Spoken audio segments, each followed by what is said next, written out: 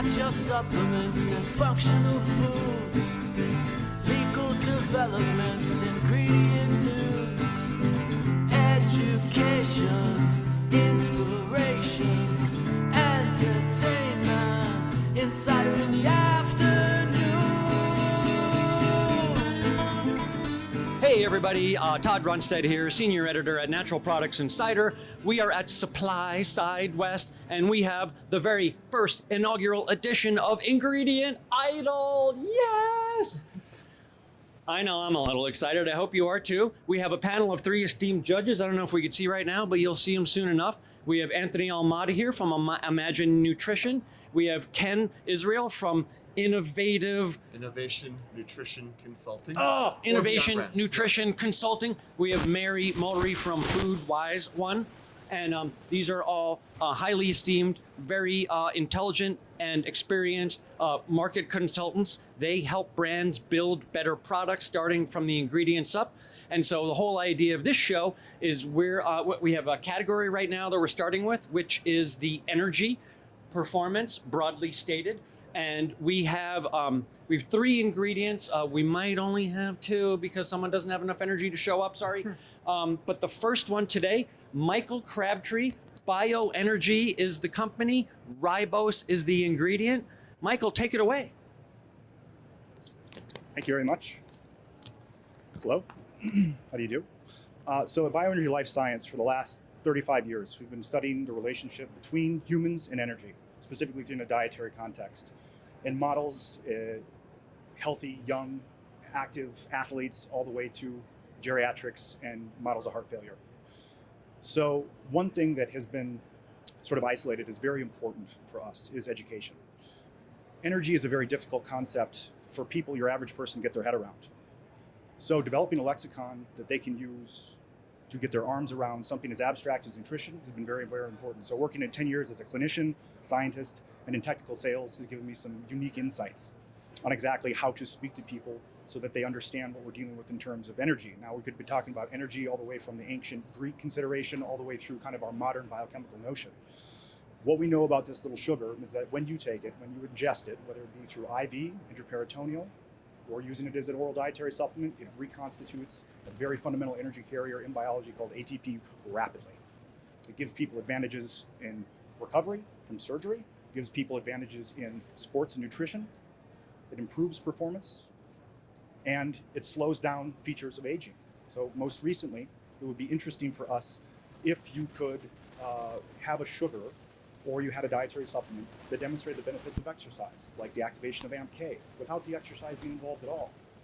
Okay, so one of the things that we have found is that it's these decline ATP, NAD, AMK, and these signs of aging are all attenuated by the consumption of ribose. It's very easy. Wouldn't it be great if you had an actual functional sweetener, something that you could put in your coffee and derive daily benefit from metabolically, that's been proven through science? I think that it would. I think it would be better than your Truvia, better than your chemical sweeteners, better than sugar by itself, because it's also a negative glycemic index. It does not contribute to insulin load. You don't get a lot of insulin release with it. It doesn't spike it. And it actually can help you control blood sugar under some circumstances. Okay. Take any questions? D-ribose is not new per se, not novel. It's been around for some time. What we're really talking about is changing applications for it. What I hear you implying is really looking more for food applications. Have you incorporated it into food, or is this just kind of a spoon-in type of? Not at all. No, we have got applications everywhere from hard tablets to gummies to confectionery goods, energy balls. There have been cake pops, anything that you can imagine, being coming out of a bakery. So it survives thermal processes very, very well. So you can use it in thermal processes that produce baked goods, etc. You can use it in candy. You can use it in gums. You can use it in gels. I think it would go basically in any food. Of course, it goes into beverage systems very nicely. In terms of ribose not being new, it's true. It is. But one of the criticisms of ribose has always been associated with ribose is that you need a very high dose of it for it to change, to make any kind of measurable biochemical change, right? Well, just recently we finished an animal model that showed that a human equivalent dose of about 1,200 milligrams in both rats and mice increased the AMPK activation up to 230% in some tissues. it did this with exercise. So it means that when you combine ribose with exercise, that effect was extremely strong. Okay, taking it by itself though in skeletal muscle increased 60% AmaTea activation. Just ribose alone, 1,200 milligrams equivalent dose. So that's definitely new. We also have indications of mitochondrial fission. When you feed ribose, you end up with additional citrate synthase activity, and you end up with more mitochondria. This could probably be the explanation of why ribose has been very functional at low doses, but nobody could really explain why. So we found enzyme systems that are sensitive enough to be activated at a low dose and shown what it really can do. One of the things you mentioned was doing just a sweetener. Yep. So like positioning it as an energy sweetener. A functional sweetener, something that you're not. So ribose has about 60% of the sweetness profile of glucose. Yeah. So it does have a very, very good taste. It tastes very sweet. You can use it as an actual sweetener, but wouldn't it be nice to have a functional benefit, an energy benefit that you're not going to get with erythritol, that you're not going to get with some of aspartame or any of the rest of the chemical sweeteners? You're not going to get a functional benefit. In fact, they've shown to be neurotoxic in some instances. So wouldn't it be good to have a functional sweetener on the table to the same frequency that you see equal sitting around? But it is expensive. It is expensive. It's come down actually recently. It's probably about half of what it was 10 years ago. So it's dropped from probably 4 to 2 cents a gram. 4 to 2 cents a gram, sorry. Michael, thank you. You made a comment earlier that this would influence signs of aging. Yes. And then when Ken gave you a question, you refined it by animal studies or rodent studies, not Yes. human studies. Yes. And so why didn't you do human studies with in 5 people with a muscle biopsy or using MRS technology rather than assuming that the translation from an animal would translate to a human? Well, the AMPK research that we've done is preclinical. So we plan to do it in human model eventually. As far as the biopsying the muscle tissue, there are serious ethical considerations with that most of the time. It's hard to find a company that will actually work with a dietary supplement company that's going to biopsy your muscles in a human being. That's really difficult to do. It's actually very easy. I've done many studies in the US. Oh, okay. So, Thank you. Michael Crabtree, Bioenergy Ribose, round 1. And now we're gonna have Jackson Zapp come on up here. And the company is Applied Food Science. The ingredient is Amity, I believe it is. Amity, yes, sir. Tell us something we don't already know. Well, I'm Jackson Zapp with Applied Food Sciences, and I want to tell you about a different form of energy from guayusa. So guayusa is a cousin plant to the yerba mate, and it is only found in 2 places in the whole world, Ecuador and Peru. And it grows in the Amazon, and we've created a branded ingredient called Amity based on the Amazonian, the super leaf. So when I first heard about this, I said, what is guayusa? We were working back in the day with Tyler Gage, and he started Runa, and he was like, you gotta try this, like this plant, this leaf, this tea. And I said, yeah, come to Ecuador. Finally, we went to Ecuador, had an opportunity to taste and try guayusa and meet the Quichua people, the tribes that had started this, taking this plant for, their livelihood. And I said, what do you do with it? What do you use it for? He said, well, when we go on hunting parties, we take these tea leaves and we cook them down into a sludge and we drink them because we need to stand perfectly still and wait for the deer and the boar so we can spear them. But we need to be mentally energized and not jittery from the, traditional sense of caffeine. And I said, okay, we're a food science company. We tried it. We're like, wow, this is really cool. Why is this happening? So we did blood serum studies. We did some research on it. And what happens with guayusa, which is very unusual to other caffeine sources, it doesn't spike your epinephrine, which is your fight or flight hormone. So if you think about most coffee, tea, the caffeine in the body will do things that are supposed to do, like give you energy, right? But a lot of that is adrenal response to your epinephrine levels. So the interesting thing about guayusa is it doesn't have that spike on your epinephrine. It still gives you the serotonin, the dopamine, the other things that caffeine delivers, but it doesn't give you that fight or flight response. So we said, oh, this is really cool. I want to think about how else we can market this. This is like an energy ingredient that doesn't give you that jittery, like flighty feeling traditional energy does. So we're doing all sorts of cool stuff with it right now. We're doing ROTC studies with women athletes. We're doing gamer studies for cognition and focus that are all things that are about to get published, that the studies are looking amazing. But in reality, this is an energy ingredient that doesn't have the same effects as traditional caffeine. And not only is it something that gives you a more euphoric feeling, it doesn't give you that flighty, you know, a lot of us are working at a laptop. We're not running a marathon. So if I want to go run a marathon, I'm going to drink 4 cups of coffee. If I'm going to sit there and crush some emails, I want to take guayusa and Amity. Jackson, it was a great presentation. I learned a bit from you today, and I thought I knew the plant before. 2 parts of the question. Number 1 is, do you have a mechanism of action yet identified for why you don't get an epinephrine spike? And number 2, what is the half-life and excretion pattern on the caffeine from the product? So typically guayusa, their leaves are 1 to 3% caffeine. So it's not a very high caffeinated tea leaf in general. What we do in our extract is we concentrate that up into a higher percentage, to a 20% caffeine, so it can be used in food and beverage products. But to answer your other question, the mechanism is based on what the other botanical compounds are in guayusa.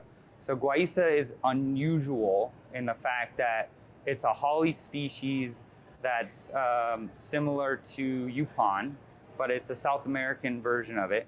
It has chlorogenic acids, which are unusual for a tea species, which, you know, it's technically not a tea species, but it's unusual to have chlorogenic acids. It's unusual to have rutenin. It's unusual to have theobromines. It's unusual to have these things, and they're all present in this leaf.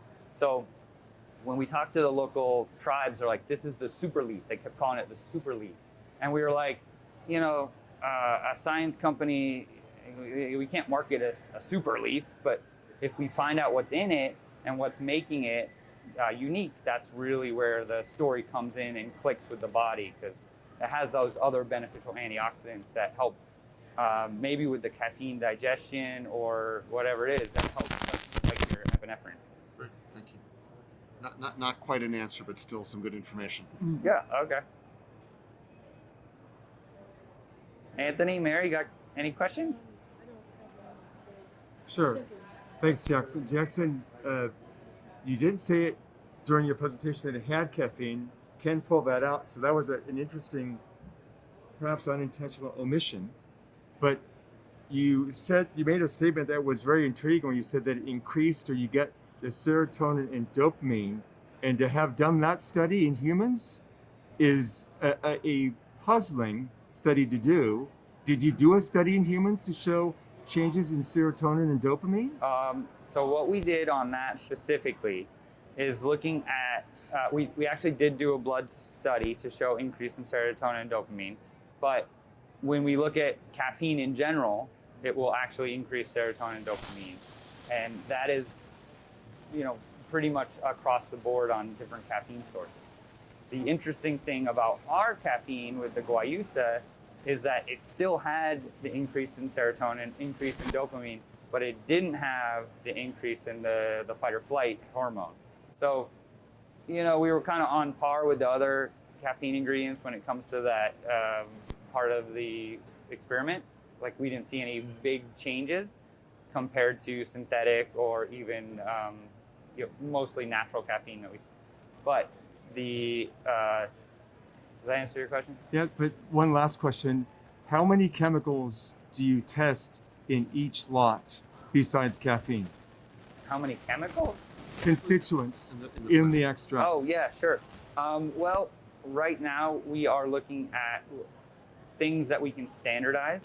And so the things that we can standardize were chlorogenic acids and caffeine.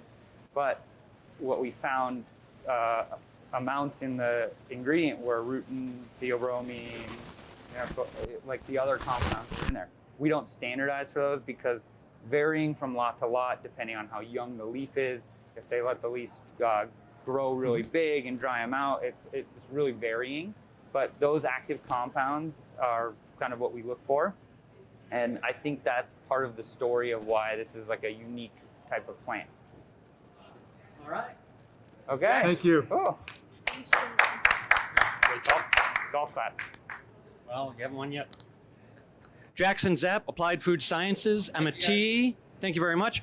Our third contestant here, we have Steve Farrar from M2 Ingredients, who's going to talk about Cordyceps. That would be the Cordyceps mushroom. And I'll just remind judges here, since we got 3 of you and 2 mics, if you can project a little more into the microphone, that would help us out from an audio perspective. Steve, take it away. Cordyceps is a wonderful energy-producing mushroom. It's a strange mushroom in nature. It's a parasite on an insect. We grow it on a grain substrate.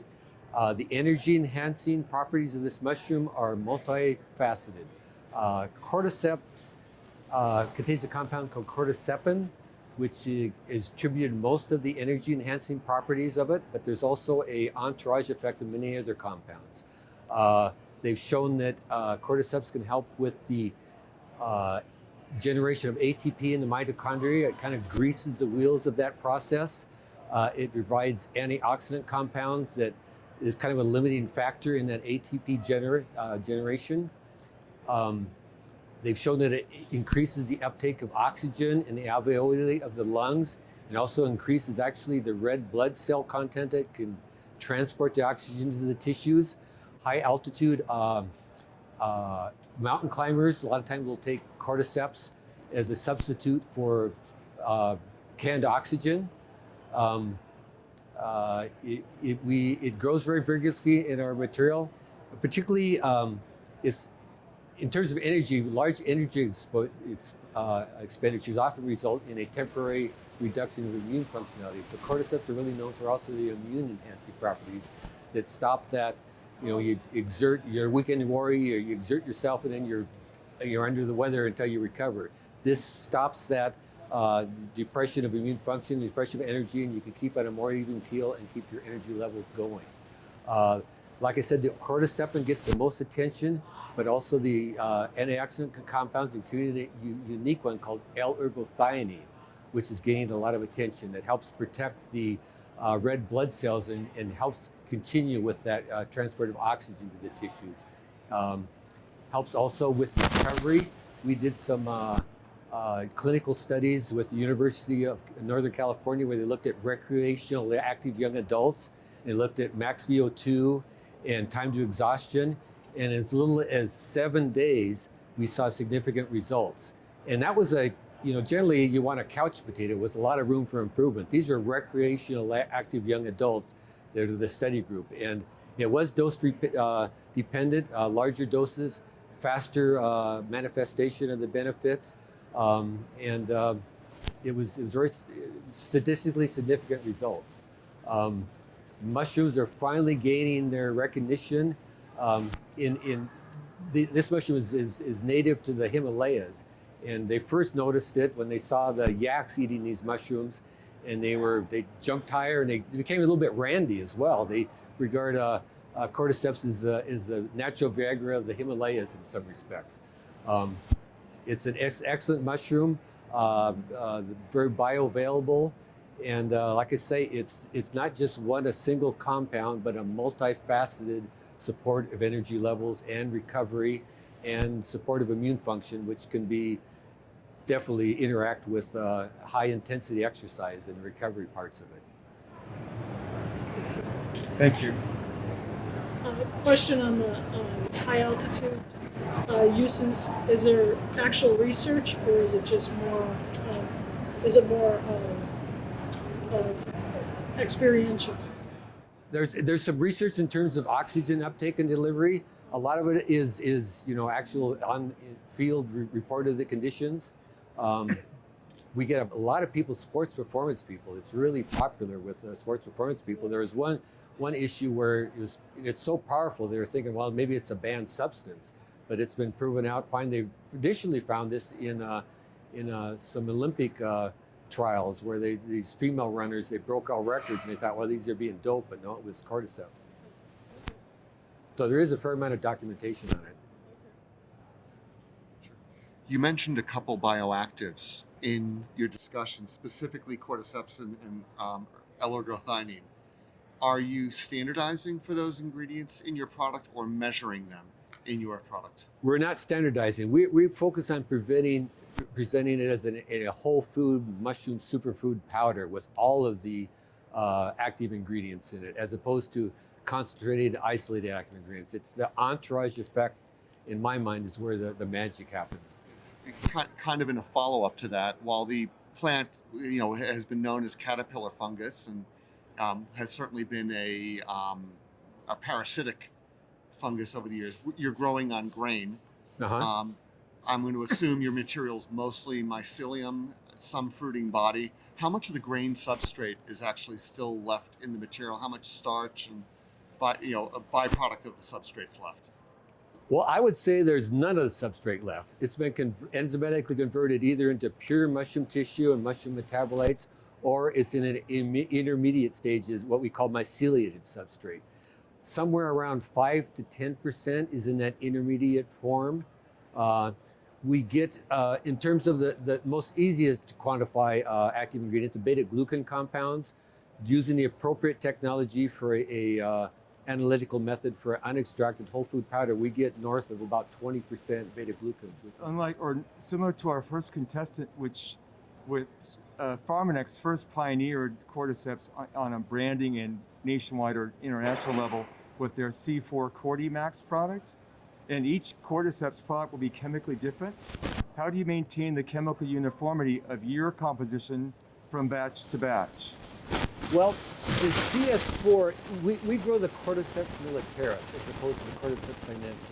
Because the Cordyceps sinensis, it's a taxonomic nightmare. There's about 6 or 7 different species that can be isolated from a tissue culture of the wild species, and they're all being grown by different people and being sold as Cordyceps sinensis, or now the new name is Ophiocordyceps sinensis. It grows much weaker on a non-insect substrate, and it doesn't form any fruit bodies at all. The Cordyceps militaris, much stronger on non-insect substrates, higher levels of active ingredients, and you get masses of fruit bodies. So in terms of a cultivated species, it's much superior as a dietary supplement or as a functional food ingredient than the sinensis. But how do you maintain content uniformity of all the bioactives that are found in the finished material from batch to batch? Sure. Well, we start with our master cultures that we expand the plant to crop with, and we maintain the original cultures they've maintained in cryogenic storage that we periodically come back to make sure we maintain the original vigor of the culture. We grow in controlled conditions where we dialed in the temperatures, the light, humidity. So in terms of environmental control conditions, we get very, very good uniformity from batch to batch. So that's the advantage of going under less tech, and we spend a lot of money in terms of environmental control and exclusion of not only contaminants but also toxins. We filter the air, we filter the water, everything's clean, and we don't have to go through any high temperature microbial rescue operations on the product. Thank you. Well, thank you for your attention. Steve, thank you so much. All right, thank you for inviting me. Yeah, sure. And you want to take this off you? Sure, yeah, I better not run off with that. And here, you can pull it out of your pocket.